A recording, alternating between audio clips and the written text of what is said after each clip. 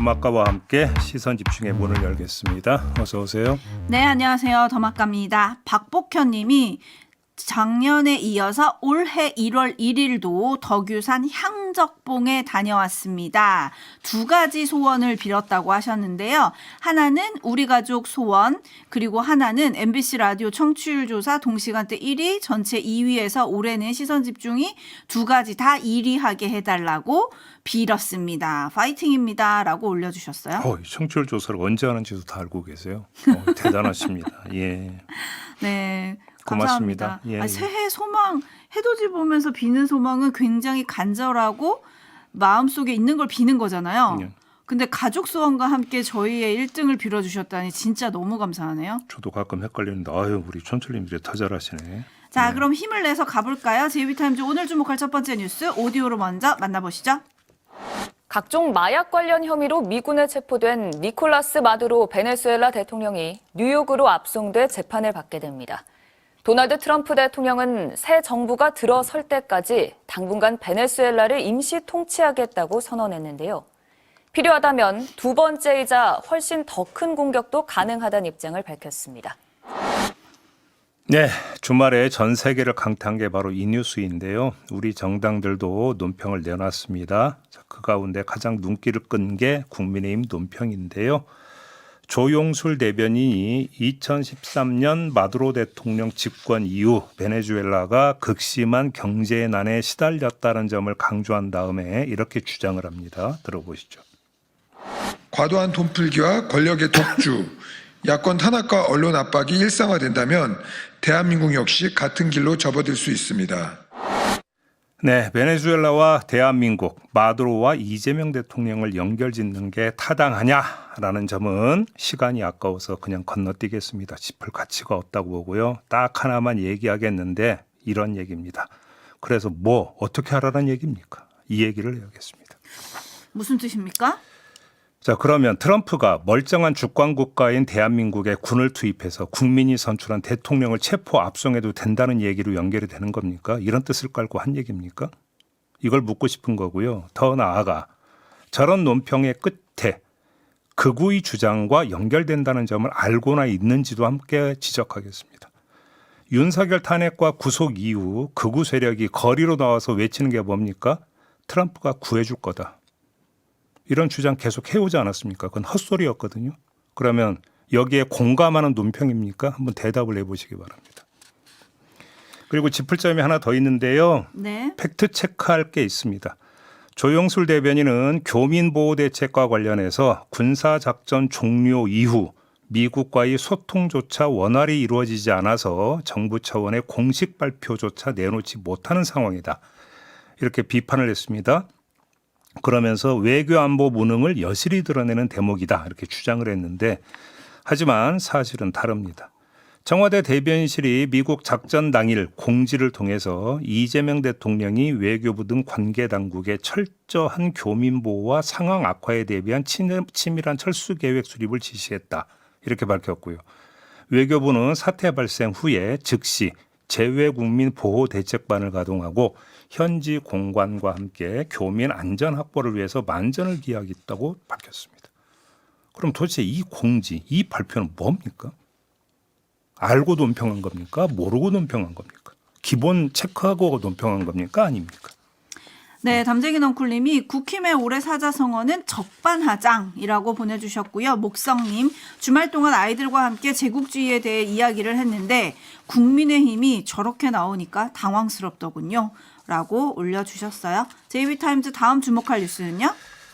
김병기 민주당 의원이 경찰 고위 간부 출신 국민의힘 친윤 의원에게 본인 배우자의 업무 추진비 유용 의혹에 대한 경찰 수사를 무마해달라고 청탁했다는 의혹이 제기된 바 있습니다. 근데 김병기 의원실 일정표가 공개가 됐는데요. 2024년 7월 23일 08시 조찬 아무개라고 기록돼 있는 사실이 확인이 됐다고 합니다. 여기서 아무개가 바로 김병기 의원이 만나서 청탁을 했다는 국민의힘의 친윤 실세 의원 바로 그 사람입니다. 자, 관련해서 김병기 의원실 보좌진이 이렇게 밝힌 바가 있습니다. 참고인 진술서에서 뭐라고 밝혔냐면 김병기 의원이 이 아무개 의원을 찾아가 동작경찰서장에게 전화를 해달라고 부탁했다. 사무실에 와선 이 의원이 동작서장을 잘 안다고 하더라. 바로 그 자리에서 전화해 무리하게 수사하지 말라고 하더라라고 말하며 흡족했다. 이런 내용을 김병기 의원실 보좌진이 참고인 진술서에 적었는데 자, 이 진술서 내용 가운데 밑줄 쳐야 되는 게 뭡니까? 이 의원을 찾아갔다라고 하는 그 대목입니다. 찾아갔다고 되어 있습니다. 그리고 일정표의 내용과 찾아갔다라는 진술이 일치합니다. 이 점을 주목을 해야 되고요. 아무튼 동작경찰서는 그해 8월 27일에 해당 사건을 증거 불충분으로 내사 종결한 바가 있었습니다.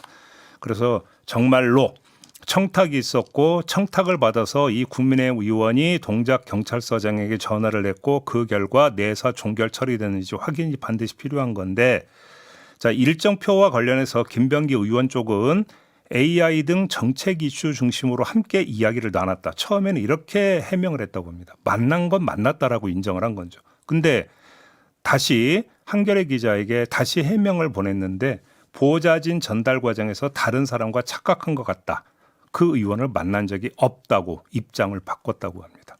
그리고 국민의힘의 이 의원은 김병기 의원과 조차는커녕 점심도 저녁도 먹은 적이 없다. 나는 그날 다른 장소에 있었다라고 전면적으로 사실을 부인을 했다고 합니다. 이러면 어떻게 되겠습니까? 수사를 해야 되는 건데요. 수사 말고 다른 결 얘기가 하나가 더 있습니다.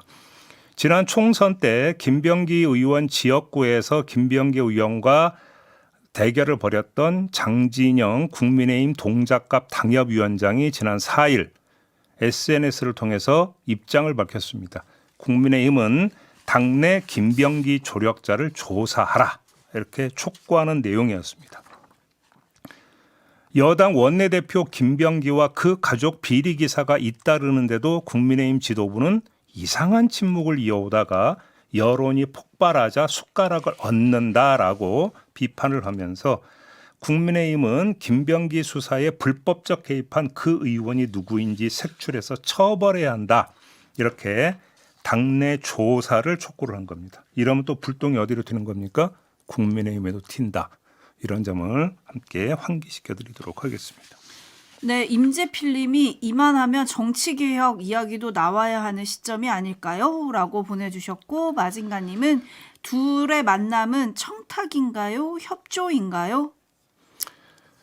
협조는 공식적 업무를 할 때나 쓰는 개념이고요. 여기서는 협조란 개념이 성립이 안 되는 겁니다. 네, 신원섭파님 양파도 아니고 까도 의혹이 계속 나오는 김병기 의원을 어찌 생각해야 할까요? 이거 참이라고 보내주셨는데 민주당 내의 반응 잠시 후 인터뷰를 통해서 또 들어보도록 하고요. JB타임즈 다음 주 목화할 뉴스는요? 이번에는 이해운 기획예산처 장관 후보자 관련 소식 전해드리겠습니다. 자, 추가로 의혹이 계속 제기되고 있는데 2016년에 20대 초중반 아들 3명의 명의로 대부업체 회사채 1억 7천만 원어치를 구입한 적이 있다는 의혹이 제기됐고요. 또 20대 미국 유학 시절에 이때가 이제 1992년입니다. 이때 서울 응봉동 상가 5채를 남편과 함께 매입을 했다가 30년 뒤에 10억의 차익을 거두고 매각을 한 사실이 있다는 의혹도 제기가 됐습니다. 근데 이거는 그냥 이렇게 전달만 해드리고 저는 여기에 초점을 맞춰보겠습니다. 이해운 후보자가 국회의원 시절 인턴 직원에게 야라고 소리치면서 죽였으면 좋겠다는 폭언을 한 사실 전해드리지 않았습니까? 네. 이 후보자가 사과를 시도했지만 거절당했다고 합니다.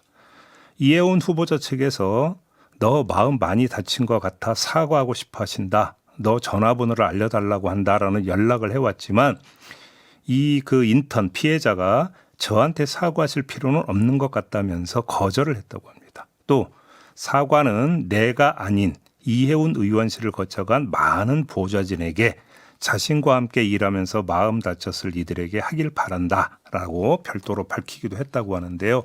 자, 이 지점에서 포인트 하나가 도출이 됩니다. 어떤 걸까요? 사과를 받아들인다는 건 더 이상 문제 삼지 않겠다는 뜻입니다. 반면에 사과를 받아들이지 않는다는 건 계속 문제를 제기하겠다는 뜻입니다. 자, 그러면 이런 뜻이 인사청문회에서 어떻게 나타날까? 이게 관전 포인트라는 건데요. 첫째, 본인이 직접 증인으로 나서서 육성 증언을 하는 상황을 가정해 볼 수 있습니다. 둘째, 간접적인 방식으로 추가 문제 제기, 폭로를 하는 상황을 가정해 볼 수 있습니다.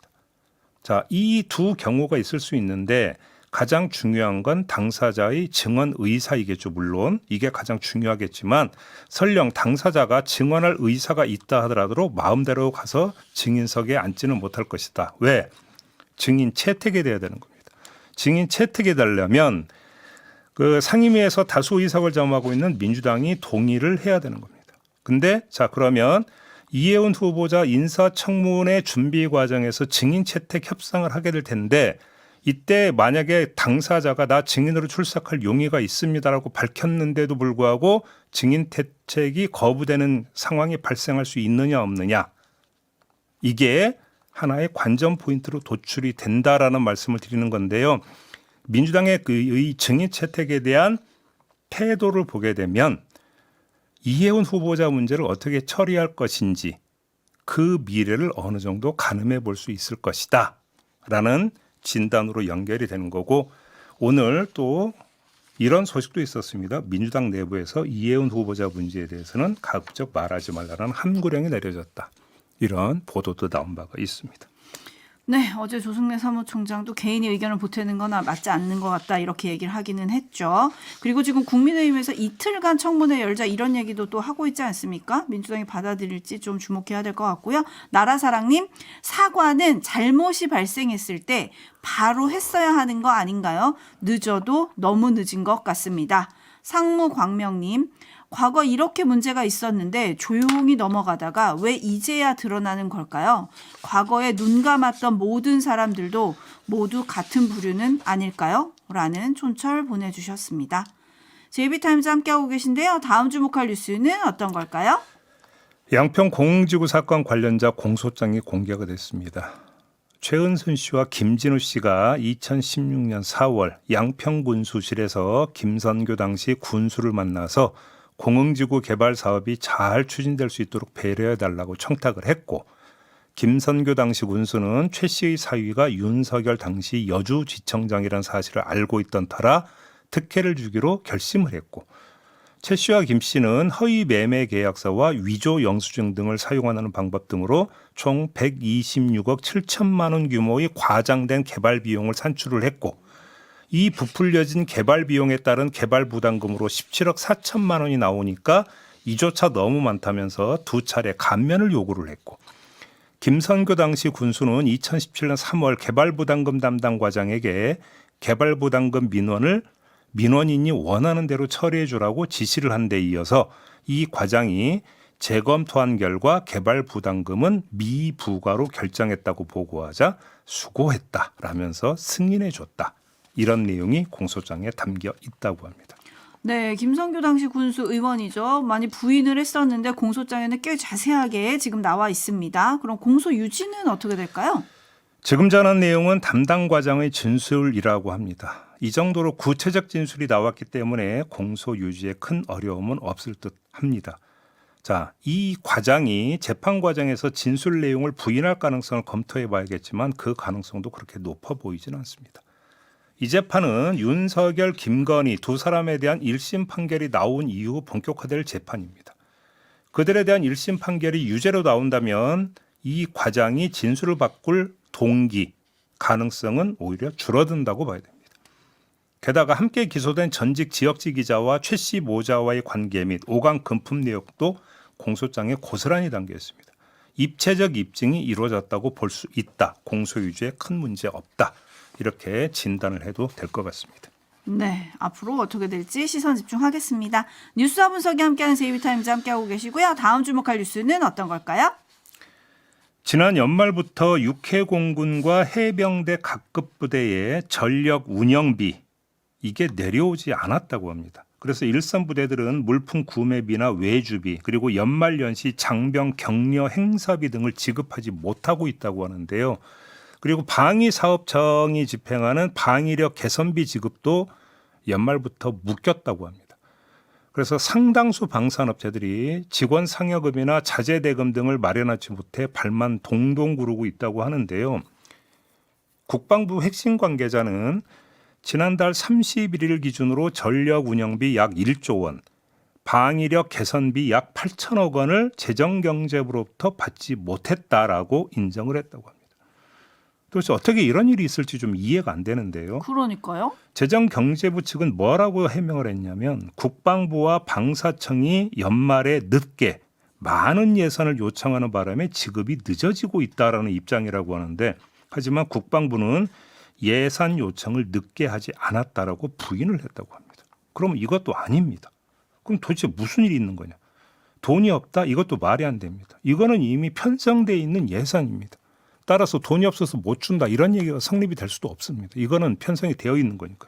그러면 다른 이유를 찾아야 되는데 도대체 그게 뭐냐? 이게 지금 의아한 부분인데 이런 지금 분석이 나오고 있다고 합니다. 국방부 일각에서 어떤 분석이 나오고 있냐면 정부 예산을 관리하는 국고정보 시스템에 오류가 발생한 것 같다. 지금 이런 분석이 나오고 있다고 하는데 국고정보 시스템에 오류가 발생했다. 이러면 이것도 전산 오류가 된다는 얘기 아닙니까? 근데 콕 집어서 국방부에 관련 예산만 오류가 날 수 있나요? 그것까지야 뭐 만약에 전산 오류라고 한다면 뒤져봐야 알 수 있는 거라 모르겠습니다만 사실은 근데 이게 아니고서는 이해될 수가 없는 부분입니다. 그렇기 때문에 근데 지금 국방부 쪽에서 나오는 것처럼 국고 정보 시스템 오류라고 한다면 혹시 이게 국가데이터정보원 화재 사건 기억나십니까? 혹시 그것의 여파인지 아니면 또 별도의 문제인지 다른 어떤 전산상의 문제가 발생한 건지 점검이 필요하다. 이런 얘기를 좀 안 할 수가 없는 것이죠. 네, 제발 잠 좀 자자님. 국방부 예산 무엇보다 먼저 지원해야 할 곳 아닌가요? 이건 좀 말이 안 되는 것 같습니다. 라고 올려주셨고 까루송님은 누군가는 거짓말을 하는 거 아닌가요? 뭐 아무튼 이것도 어떻게 해요? 조사해봐야 되나? 어떻게 해야 될까요? 당연히 조사를 해봐야 되는 거죠. 네, 혹시 추가 보도 나오면 또 전해드리도록 하겠습니다. JB타임즈 다음 주목할 뉴스는요? 이태원 유족들의 2차 가해를 한 60대가 지난 2일 구속이 됐다고 합니다.